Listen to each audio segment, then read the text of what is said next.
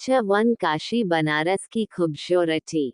बनारस शहर कहने को तो ये महादेव की नगरी है, पर यहाँ मोहब्बत जैसे हवाओं में बहती है। हर किसी का दिल एकदम खरे सोने सा है।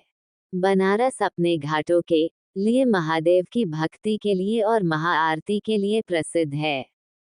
मेरी नई कहानी भी यहीं से शुरू होगी और खत्म भी इसी बनारस के घाट पर होगी। बनारस शहर, 80 घाट, सुबह का वक्त। ईश्वर सत्य हैं, सत्य ही शिव हैं, शिव ही सुंदर हैं, जागो उठकर देखो, जीवन ज्योत उजागर हैं। बनारस 80 घाट पर बने महादेव का मंदिर, जिसमें सुबह की शुरुआत इस भक्ति गीत से होती थी और सिर्फ एक ही आवाज इस बनारस को जैसे आकर खुद जगाती थी, और वो थी काशी। जी है, काशी। बनारस शहर में रहने वाली एक साधारण सी लड़की, जो महादेव की परम भक्त भी है और साथ में एक शिक्षिका भी। अरे ये तो काशी की आवाज है, मतलब सुबह के 4 बज गए। पुजारी जी भी उठते हुए बोले, काशी सुबह 4 बजे ही महादेव के मंदिर आती थी, खुद इस मंदिर को साफ करती और आरती करती थी। उसकी आरती की आवाज से ही बनारस के लोगों की भी सुबह होती थी। सत्यम शिवम सुंदरम, सत्यम शिवम सुंदरम, सत्यम शिवम सुंदरम, सुंदरम सत्यम शिवम सुंदरम, सत्यम शिवम सुंदरम। ईश्वर सत्य हैं, सुंदरम सत्य ही शिव हैं, सुंदरम शिव ही सुंदर हैं, सत्यम शिवम सुंदरम, सत्यम शिवम सुंदरम, सत्यम शिवम सुंदरम। Dot dot dot. काशी आरती कर सबकी तरफ आरती की थाल को दी। सूरज भी अब पूरी चमक के साथ निकल आया था और लोगों की तादाद भी बहुत बढ़ रही थी। वो सबको आरती देकर महादेव के मंदिर से बाहर आ गई। काशी आरती कर मंदिर से बाहर निकली ही थी कि सामने से आते हुए मठ के महंत मिल गए। Dot dot dot dot dot. वो अपने दोनों हाथों को जोड़ के शिष्टाचार के साथ प्रणाम करते हुए बोली, प्रणाम महंत जी। महंत जी ने उसे आशीर्वाद देते हुए पूछा, अरे काशी बिटिया, प्रणाम, कैसी हो बिटिया? काशी ने मुस्कुरा के सर झुका कर बोला, जी अच्छे हम महंत जी। आरती हो गई का बिटिया? जी हो गई, हम बस घर जा रहे थे, स्कूल के लिए देर हो रही है। अरे हाँ, जाओ बिटिया जाओ, खुश रहो। महंत जी आशीर्वाद देके आगे बढ़ गए। काशी भी घाट से होते हुए बनारस की गलियों में चली आई। बनारस की गलियां तक जरूर होती है, पर चहल पहल भी बहुत होती है। यहाँ आपको सन्नाटा कभी मिल ही नहीं सकता। कभी कभी तो रात भी यहाँ की भोलेनाथ के नामों से गुंजायमान रहती है। काशी एक दुकान पर रुकी। दुकान का नाम था शर्मा मिष्ठान भंडार। उसने दुकान पर बैठे एक मोटे से बूढ़े से आदमी से कहा, काका प्रणाम, कचौरी और जलेबी बांध दीजिए जल्दी से। अरे काशी बिटिया, आ गई तुम? अरे तुम्हारी कचौरी और जलेबियां हम बांध के रखे हैं बस अभी, और तुम देखो आ भी गई। ये थे दुकान के मालिक शर्मा जी। ये बोल शर्मा काका ने कचौरी और जलेबी की थैली उसे पकड़ा दिया। उसने काका को पैसे देते हुए पूछा, शुक्रिया काका, चलते हैं, और जय आ रहा है न, स्कूल कहीं छुट्टी तो नहीं किया? तभी शर्मा काका के पीछे से जय, जो कि 8 साल का था, उसने कहा, नहीं दीदी, हम तो कब के तैयार हो गए। काशी ने उसे देख मुस्कुराया और थैली लेकर घर पर आ गई। काशी घर आकर आंगन में जूतियां उतार कर सामने बने तुलसी को हाथ जोड़कर वहां मंदिर से लाया हुआ फूल रख जैसे ही वो घर के अंदर गई, तो उसके बाबा त्रिपाठी जी बैठे हुए। उसके बाबा ने बिना उसकी तरफ देखे कहा, आ गई आप काशी? काशी कचौरी और जलेबी की थैली मेज पर रखते हुई बोली, आपको कैसे पता चल जाता है कि ये हम हैं?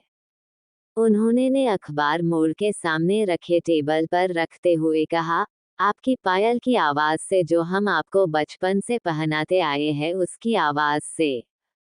काशी ने मेज पर नाश्ता लगाया और अपने बाबा को भी नाश्ते के लिए बुला लिया। उन्हें नाश्ता करा, खुद नाश्ता कर वो स्कूल के लिए निकल गई और उसके बाबा आश्रम चले गए। आनंद जी के दोस्त राजेंद्र प्रताप सिसोदिया जी का आश्रम था जिसे वो खुद देखते थे, उसका कार्यभार वो ही देखा करते थे। उनके दोस्त इंदौर के शाही घरानों में से एक थे और वही अपना कारोबार करते थे। साल में एक बार आकर वो सबसे मिलते थे। काशी उनके लिए उनकी बेटी से बढ़ के थी। उनके परिवार में वो अकेले थे, इसलिए अपना सारा प्यार काशी पर ही लुटाया करते थे। काशी जब स्कूल पहुंची तब स्कूल की घंटी बजने में बस कुछ ही मिनट बाकी थे। डॉट डॉट डॉट वो जल्दी से जाकर प्रिंसिपल रूम में टाइम भरी और प्रिंसिपल सर को शुभ प्रभात बोल के बाहर आ गई।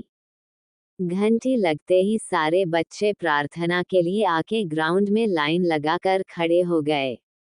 स्कूल के सारे टीचर्स आकर अपनी अपनी क्लास के लाइन के सामने खड़े हो गए।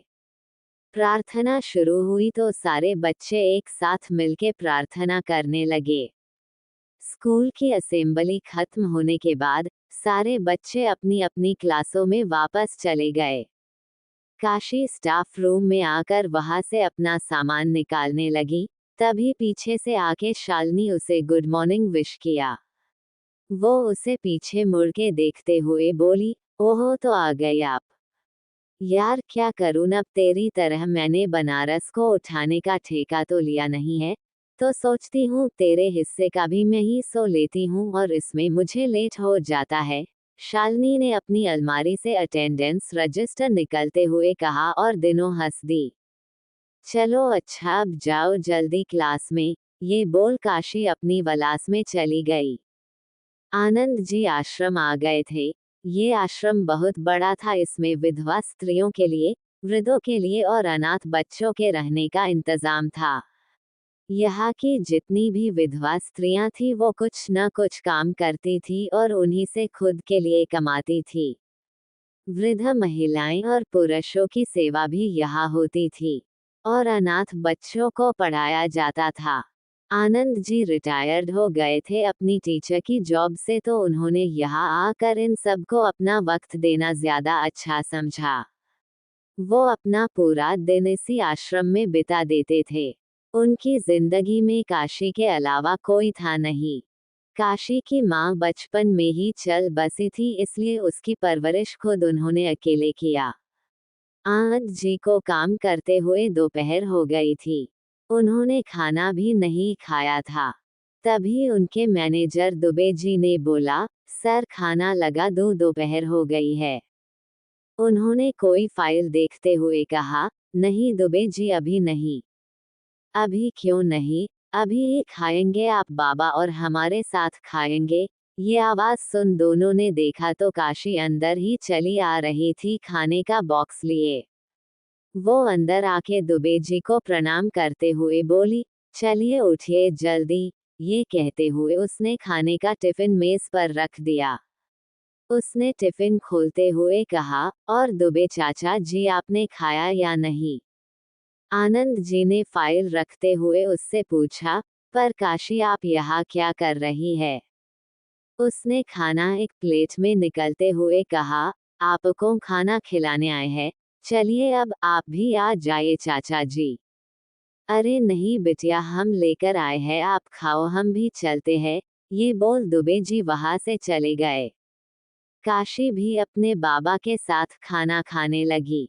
दोनों ने साथ में खाना खाया और फिर काशी आश्रम के बच्चों को पढ़ाने चली गई। वो अपना वक्त इन बच्चों को पढ़ाने में, वहाँ की विधवा स्त्रियों को मिट्टी की मूर्तियां बनाना सिखाने में और रात को जाने से पहले सारे वृद्धों को कहानी सुनने में देती थी। काशी की जिंदगी में बस इतना ही था। काशी दोपहर से रात तक काम करती रही और रात को सब कुछ एक बार खुद देख के तब अपने बाबा के साथ घर के लिए निकल गई। राजस्थान, रात का वक्त कहा जाता है कि राजस्थान एक खूबसूरत राज्य है और इसकी शान यहाँ की सभ्यता, यहाँ का रहन सहन और खाना है। पर फिर भी इस शहर में कोई था जो थोड़ा अजीब, अलग और अकेला था। इस शहर का मशहूर राजपूत और एक बेचैलेर व्यापारी, पूरा राजस्थान जिसके एक शब्द पर हिल जाती थी और वो था अभय प्रताप सिंह, जिसकी दुनिया में सिर्फ वो खुद था। अभय के घर में कोई नहीं था। कहते हैं कि जिसका जितना नाम मशहूर होता है उतने ही उसके दुश्मन भी होते हैं।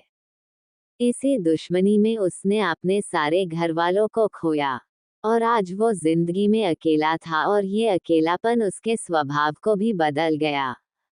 उसकी गाड़ी जैसे महल के गेट के अंदर आकर सामने दरवाजे पर रुकी तो कुछ नौकर जल्दी जल्दी से बाहर आए।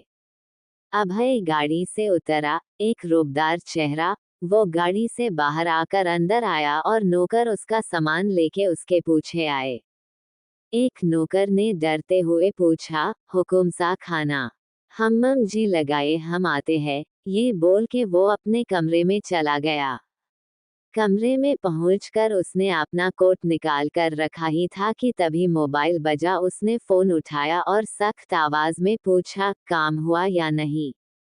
दूसरी तरफ से डरती हुई आवाज में कोई बोला, नहीं साहब, उस लड़की ने मना कर दिया है उस जमीन को देने के लिए। 1-2 टके की लड़की की इतनी जरूरत कि वो अभय प्रताप सिंह को मन करे।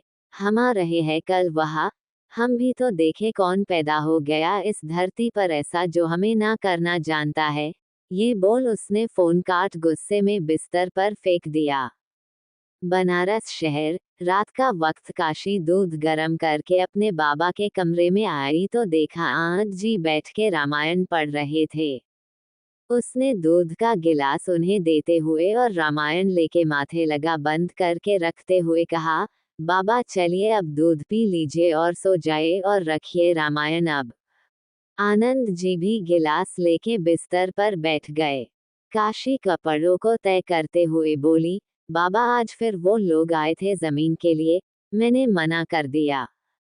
उन्होंने चिंता जताते हुए कहा, काशी बेटा अगर वो लोग चाहते हैं वो जमीन तो देके छुट्टी करो ना, क्यों ऐसे लोगों से लफड़ा लेना? आपकी जान हमारे लिए बहुत कीमती है बेटा। कुछ नहीं होगा हमें, और वो जमीन हम किसी को नहीं देना चाहते हैं और न देंगे, वो माँ ने हमें दिया था। वो इतना कह के आपने बाबा को सुला के वहां से चली गई। वो छता पर आकर खड़ी हो गई। हल्की हल्की ठंड थी।